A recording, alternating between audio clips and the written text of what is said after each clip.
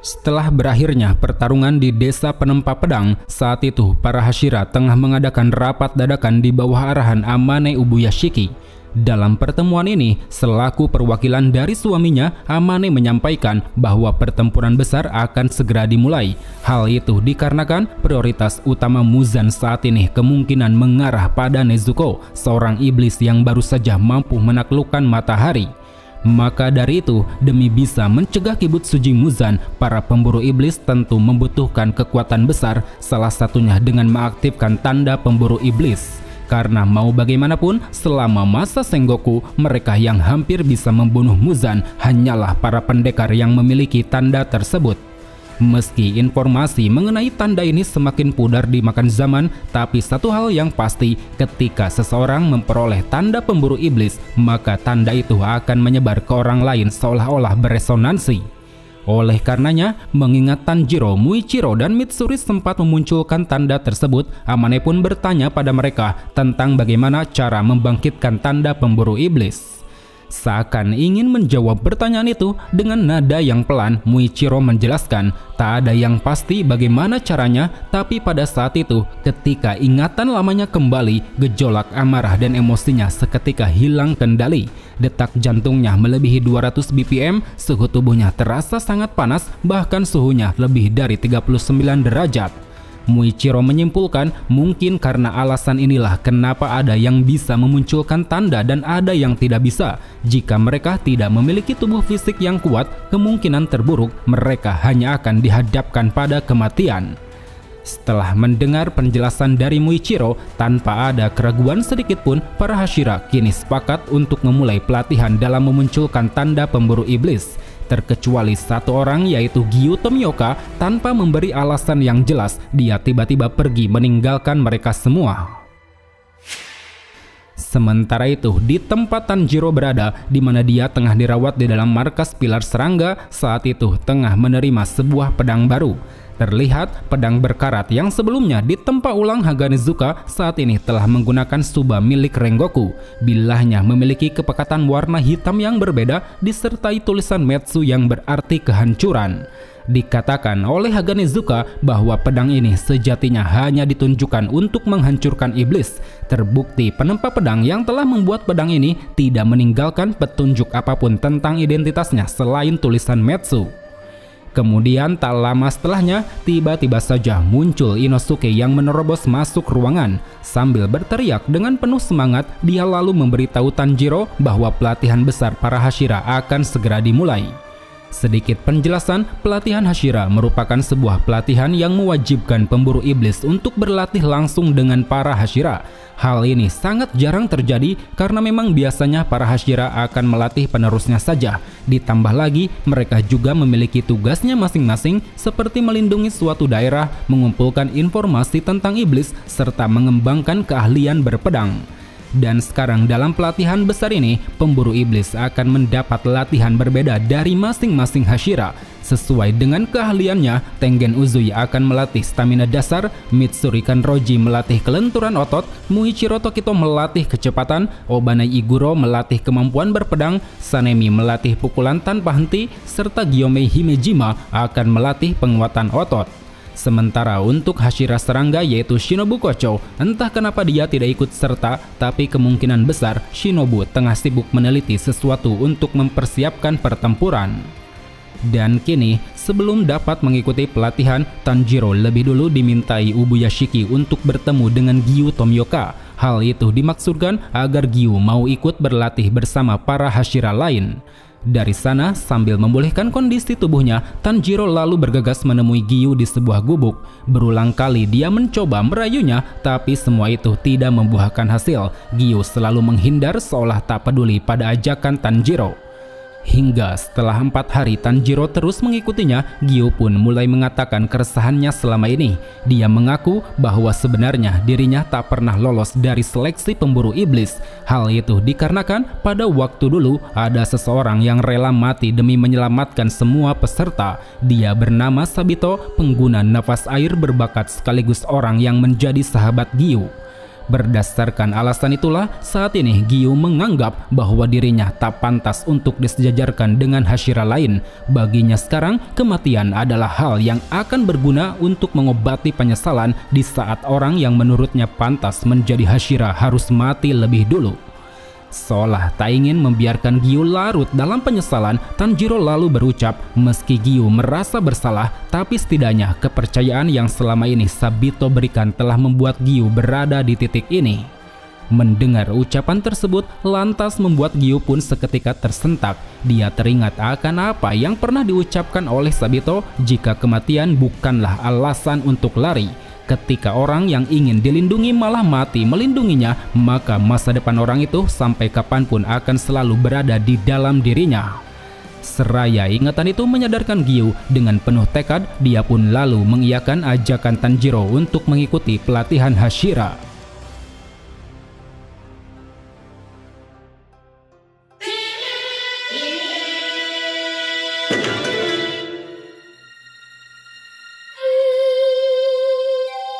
Setelah berhasil membujuk Giyu, Tanjiro yang kini telah pulih mulai menjalani pelatihan bersama para pemburu iblis. Tidak terkecuali para Hashira, mereka juga turut serta dalam pelatihan besar ini. Begitupun Ubuyashiki, demi menyambut peperangan, dia juga meminta Tamayo untuk bekerja sama. Hal yang sama juga terjadi pada Shinobu, dia yang tidak ikut pelatihan tengah mencari cara untuk membunuh iblis bulan atas bernama Doma. Selama masa pelatihan berlangsung, semua anggota pemburu iblis mendapat pelatihan yang sangat keras dari para Hashira. Saking kerasnya, mereka bahkan ada yang sampai muntah-muntah dan ada juga yang sampai kesakitan. Sementara bagi Tanjiro, berbekal pengalaman yang telah banyak dilaluinya, dia mampu melewati hampir semua pelatihan. Seperti pada pelatihannya bersama Tengen Uzui, saat itu Tanjiro berhasil meningkatkan stamina dasar dalam kurun waktu 10 hari. Seakan ingin bernostalgia, di sana Tengen menyebut bahwa Tanjiro merupakan orang yang hebat. Di samping berhasil mengalahkan Gyutaro dan Daki, dia juga mampu menyelamatkan desa penempa pedang dari serangan Gyoko dan Hantengu. Kemudian setelahnya, Tanjiro lalu melanjutkan pelatihan bersama Muichiro, yang mana dalam pelatihan ini Tanjiro berhasil meningkatkan kecepatan yang dia miliki. Hal itu dibuktikan dari bagaimana Muichiro sampai memuji Tanjiro dan menyuruhnya untuk pergi berlatih bersama Hashira selanjutnya. Sesuai arahan Muichiro, Tanjiro lalu pergi berlatih bersama Mitsuri Kanroji. Dalam sesi latihannya, Mitsuri menyuruh semua pemburu iblis termasuk Tanjiro untuk menggunakan pakaian balet. Hal itu bertujuan agar mereka bisa lebih leluasa dalam melatih kelenturan otot. Tak butuh waktu lama, setelah melewati pelatihan Mitsuri, Tanjiro kemudian dihadapkan pada pelatihan Hashira ular yaitu Obanai. Berbeda dari Hashira sebelumnya, demi memperkuat kemampuan berpedang, saat itu Obanai memberi pelatihan yang cukup sulit. Di samping Tanjiro harus menghindari rintangan manusia, dirinya juga harus melawan Obanai dalam duel berpedang. Hingga setelah melewati 4 hari berlatih, kemampuan Tanjiro dalam menggunakan pedang pun semakin meningkat. Bahkan pada akhirnya, sesaat Tanjiro berhasil mendaratkan satu serangan pada Obanai, dirinya langsung dinyatakan lolos saat itu juga. Kemudian setelah itu, Tanjiro lalu bergegas pergi menuju pelatihan selanjutnya yaitu Hashira Angin Sanemi Shinazugawa. Ketika sampai di tempat tujuan, Tanjiro lebih dulu dipertemukan dengan Zenitsu. Seolah ingin memperingatkan Tanjiro, di sana Zenitsu menyampaikan bahwa dirinya tidak kuat berlatih bersama Sanemi karena dinilai terlalu keras. Dan benar saja, pada sesi latihan berlangsung, semua anggota dibuat babak belur oleh serangan tanpa henti yang dilancarkan Sanemi. Tidak terkecuali Tanjiro, di hari pertama dia langsung mendapat banyak luka di wajahnya. Lalu di sela-sela jam istirahat, tanpa diduga Tanjiro melihat pertikaian antar saudara yaitu Genya dan Sanemi. Seakan tak ingin tinggal diam, saat itu Tanjiro pun memutuskan untuk memisahkan mereka berdua. Alih-alih membuat kondisi mereda, tindakan yang dilakukan Tanjiro justru malah memancing amarah Sanemi. Dia yang tak bisa mengontrol emosinya langsung menyerang Tanjiro hingga menyebabkan keributan. Akibat dari hal itu, Tanjiro pun mendapat teguran keras dari para atasan. Latihannya bersama Hashira Angin tak hanya ditunda, melainkan Tanjiro juga dilarang untuk mendekati Sanemi. Selepas kericuhan tersebut, Tanjiro bersama Zenitsu lalu memutuskan untuk melanjutkan pelatihan bersama Hashira Batu Gyomei Himejima. Saat itu, setelah Tanjiro bertemu kembali dengan Inosuke, Gyomei memberitahu 3 tahap pelatihan yang akan mereka jalani, dimulai dari bertapa di bawah air terjun, mengangkat batang kayu besar dengan bahu, serta mendorong batu besar melewati kota. Pada tahap pertama, Tanjiro bersama rekan-rekannya mampu melewati pelatihan dengan cukup mudah. Begitupun pada tahap kedua, mereka semua mampu mengangkat 3 batang kayu besar dengan bahunya. Akan tetapi, pada tahap ketiga, para pemburu iblis termasuk Tanjiro sangat dibuat kesulitan. Bahkan beberapa dari mereka ada yang tidak sanggup dan ada juga yang memilih langsung untuk kembali pulang. Hingga setelah 6 hari tak ada perubahan, Tanjiro pun mendapat sedikit saran dari Genya. Dia mengatakan untuk bisa menggerakkan batu besar, Tanjiro perlu melakukan tindakan repetitif atau tindakan berulang. Itu merupakan sebuah tindakan yang akan membuat seseorang mampu mencapai kondisi konsentrasi total dengan cara membuka kelima panca indera. Dan benar saja, setelah mendapat saran tersebut, Tanjiro bersama Inosuke pada akhirnya berhasil mendorong batu besar melewati kota. Dengan pencapaian ini, ditambah peran penting dalam melawan iblis bulan atas, Gyomei pun mulai mengakui keberadaan Tanjiro. Menurutnya, Tanjiro adalah seorang ahli pedang sejati. Dia memiliki kejujuran yang hebat, kepedulian yang tinggi, serta semangat juang yang luar biasa. Terbukti dengan semua pelatihan yang dijalaninya, saat ini Tanjiro pun mampu mempertahankan tanda pemburu iblis dalam waktu yang cukup lama. Di samping itu, Gyomei juga mengungkapkan alasan kenapa dulu dirinya tidak mengakui Tanjiro, yang mana ternyata itu disebabkan pada rasa curiga Gyomei terhadap anak-anak. Baginya, anak-anak adalah makhluk polos, naif, egois, dan cepat berbohong. Mereka tidak mempedulikan orang lain dan hanya mementingkan dirinya sendiri. Keresahan yang Gyomei utarakan ini rupanya berdasar pada pengalaman di masa lalu. Dia yang telah mengabdikan hidupnya untuk mengasuh anak-anak, bersusah payah untuk mengajarkan, membiayai, bahkan sampai bertaruh nyawa, malah mendapat balasan yang tidak senonoh dari anak asuhnya. Kala itu, salah seorang anak bernama Kaigaku dengan tega memberi penawaran pada iblis untuk membunuh semua anak yang berada di kuil Gyomei. Akibat dari perbuatannya, ditambah adanya rasa ketidakpercayaan semua anak pada Gyomei, membuat mereka yang berada di kuil mati mengenaskan oleh iblis tersebut. Terkecuali satu anak bernama Soya, dengan sekuat tenaga, Gyomei pun berusaha menyelamatkannya dari keganasan iblis. Namun ironisnya, selepas iblis itu lenyap, terjadi kesalahpahaman antara Gyomei, Soya, dan warga yang berdatangan. Dengan polosnya, Soya malah menyebut bahwa Gyomei adalah monster, dialah orang yang telah membunuh anak-anak di sana. Akibat dari ucapannya itu, Gyomei pun dicap sebagai pembunuh. Dia lalu dijebloskan ke dalam penjara dan divonis hukuman mati. Dikarenakan insiden tersebutlah, setelah dibebaskan oleh Ubuyashiki, Gyomei mulai menaruh keraguan pada anak-anak. Baginya tak peduli siapa dan sebaik apapun anak-anak, ketika mereka terpojok, mereka pasti akan menunjukkan sifat aslinya.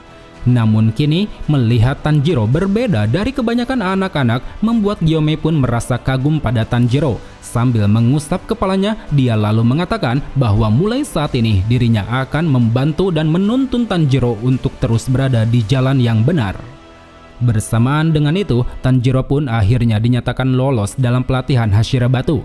Namun sebelum beranjak pergi dari sana, Tanjiro lebih dulu menemui Genya dan Zenitsu. Pada pertemuannya dengan Genya, Tanjiro yang ingin menenangkan hatinya menyampaikan dua hal.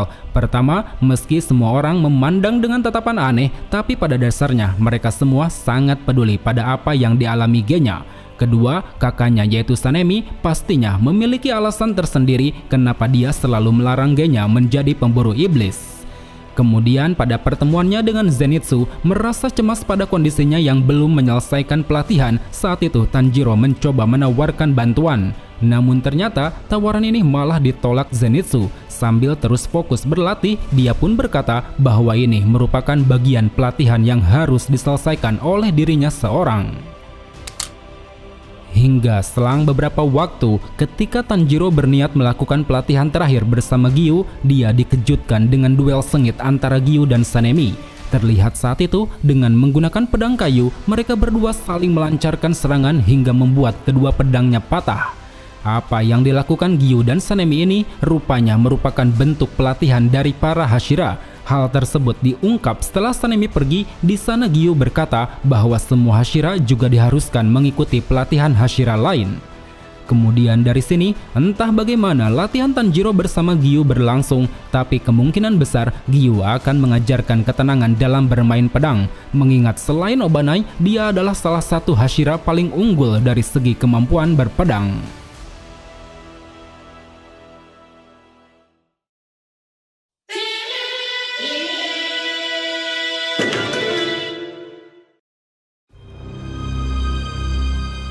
Pada saat pelatihan Hashira berlangsung, tanpa disadari, Muzan rupanya tengah mencari keberadaan Nezuko dan kediaman Ubuyashiki, yang mana hal itu dilakukan dengan menggunakan teknik darah iblis milik Nakime yang bisa mengintai secara diam-diam. Hingga tak lama setelahnya, Nakime pun mengabarkan bahwa dirinya telah berhasil melacak markas kediaman Ubuyashiki. Terlebih lagi, di dalam markas tersebut tidak ada penjaga alias hanya ada keluarga Ubuyashiki saja. Seolah ingin memanfaatkan keadaan, pada malam hari Muzan lalu pergi mendatangi markas pemburu iblis. Di sana dia pun bertemu dengan Ubuyashiki yang tengah terbaring sakit ditemani istrinya. Sesaat Muzan menghampiri Ubuyashiki, terjadi percakapan singkat di antara mereka, yang mana dari sanalah terungkap bahwa ternyata Ubuyashiki dan Muzan memiliki silsilah garis keturunan yang sama.